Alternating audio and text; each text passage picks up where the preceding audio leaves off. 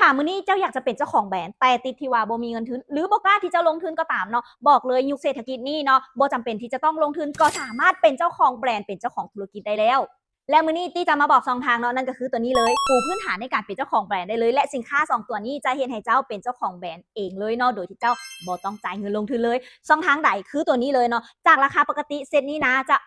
1,180 บาทนะเฮาจัดโปรโมชั่นอยู่ที่590 บาทและเจ้าสามารถเอาสินค้า2ตัวนี้เนาะเซตนี้นะไปโปรโมทประชาสัมพันธ์เจ้าบ่ต้องสต็อกสินค้าบ่ต้องแพ็คของบ่ต้องจัดส่งสินค้าแค่เอาไปโปรโมทประชาสัมพันธ์แล้วขายได้รับกำไรไปเลยสเต็ปที่1สเต็ปที่2สะสมภายใน1เดือนครบ100สุดเนาะเจ้าสามารถได้ทริปท่องเที่ยวหรือจะแลกเป็นทองคำก็ได้เนาะและสเต็ปที่3สามารถสะสมครบ 1,000 สุดเนาะเจ้าจะได้เป็นเจ้าของแบรนด์เลือกได้เลยว่าเจ้าจะผลิตแบรนด์ใดอยากจะเป็นเจ้าของผลิตภัณฑ์ใดเนาะโรงงานของเฮาผลิตให้ได้ให้เจ้าเป็นเจ้าของแบรนด์ได้เนาะบอกเลย3สเต็ปนี้มีแต่ได้กับได้โดยที่เจ้าบ่ต้องจ่ายเงินลงทุนแค่เรียนรู้แล้วเอาไปลงมือเฮ็ดเท่านั้นเองเนาะช่องทางนี้คือช่องทางลัดโดยที่เจ้าบ่ต้องจ่ายเงินลงทุนแค่มีใจเรียนรู้แล้วลงมือเฮ็ดเท่านั้นเองเจ้าก็สามารถประสบความสำเร็จได้โดยที่เจ้าบ่ต้องจ่ายเงินลงทุนสินค้า2ตัวนี้ใช้ดีบอกเลยว่าเป็นผลิตภัณฑ์ที่มีคุณภาพทุกคนที่ได้ใช้หลงรักและทุกคนที่ได้ใช้กลับมาซื้อซ้ำและมื้อนี้เจ้าพร้อมที่จะเป็นเจ้าของแบรนด์หรือยังสินค้า2ตัวนี้สุดนี้